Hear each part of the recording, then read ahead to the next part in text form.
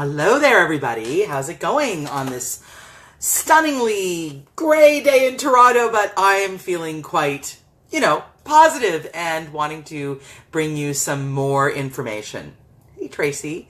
I'm kind of late to the game today because I've got a few things going on this morning. But I wanted to tackle a fun little topic that just yesterday someone was asking me about when they're struggling with their dating experience. And the question they asked me is, do you think there's only one soulmate? That we only have one soulmate? And, it's interesting because I've done a lot of investigation. I'm a holistic psychotherapist and I'm a registered psychotherapist, and I do a lot of mind, body, spirit stuff and reading. And a great book called Journey of Souls by Michael Newton. He's a hypnotherapist. Anyways, the point is, I do recommend that book. Hi, Sandra, how are you? I do recommend that book because I really do feel like we don't just have one soulmate.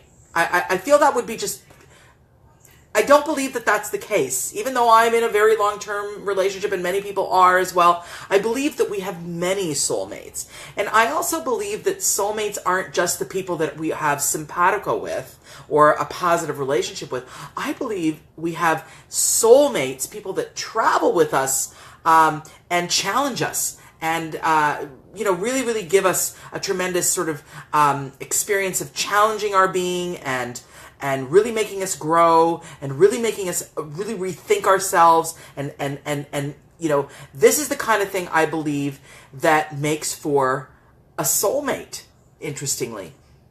And I don't believe that, we're limited to just one soulmate. That is sort of a piece that obviously I couldn't prove, but I offer that as hope, because people think, well, I'm never going to find my soulmate. I'm like, shift your perspective on what a soulmate is. A soulmate might not be just that person that you're sort of meant to be in love with forever. A soulmate might be that friend that you are, deeply supported by, or that might be that challenging family member that has taught you to grow because of the experiences, or that experience with that person that you had a rift with, but you had to do a lot of self-investigation, and their feedback, their experience with you, the way they were in life with you, caused you growth. And so I really believe that the soulmate experience, we could rethink it. We could rethink it, redo it in totally, because I feel that the romanticized notion of the soulmate experience really limits people's thinking, and they have this one thought about how a soulmate is meant to appear in their life. And I believe that if we remain open, the soulmate energy will show up in a person's life. But then I encourage people to think of the soulmate energy, because what we focus on expands, and what we put out there does come back to us, I believe. Allowing them to see the soulmate energy as that person that will help them grow, evolve, and sometimes that occurs through not such pleasant ways and means. And that's something that I think about in my mind also when people are in the dating world and in their marriages and in their processes of divorce or in their processes of meeting new people. All of those relationship engagements and entanglements, I believe, have opportunity for growth. And also, some people are going to teach us through the positive, and some people are going to teach us through the negative. And sometimes we need to simply see that as people that help us grow and help us evolve are actually the soulmates of our life, because they're sort of fellow travelers. They're soulmates. They travel with our soul to help us evolve. And possibly, as a concept, we, agree to this pre-birth, if there is such a thing.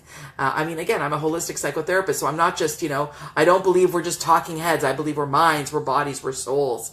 And therefore, as souls, I do believe that possibly there is something going on beyond here. And so I think that it's important to be really always looking at our relationship to life in a very conscious way.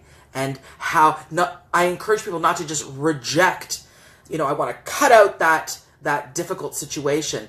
Well, maybe you're going to separate yourself from that difficult situation, but what you're also going to do is you're going to learn from it. And you're going to see, what have they brought to my life? What are they teaching me? Or what am I learning by drawing the boundaries, saying no, whatever it may be. So I invite you to consider this concept called, we have multiple soulmates, not just one. And I think this is a powerful, possibly non-hallmark way to look at love relationships, and more of a learning way to look at relationships. I hope this was helpful to you today, and I will be coming to you probably as of Monday, Tuesday, not on the weekend necessarily, but I just want you to continue to tune in the mornings. I'm sorry I can't get like a actual time because life takes over sometimes, but I will proliferate the videos widely. My second book is called Connecting, Rewire Your Relationship Culture.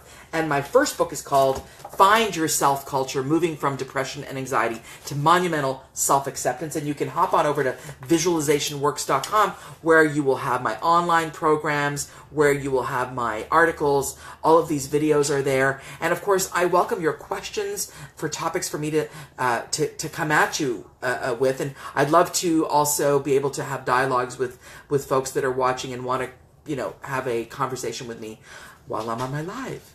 All right, have yourself a fantastic day, and keep thinking in wide ways about the people in your life. We're not limited to just one soulmate, but possibly hundreds. What a concept. Have a fantastic day.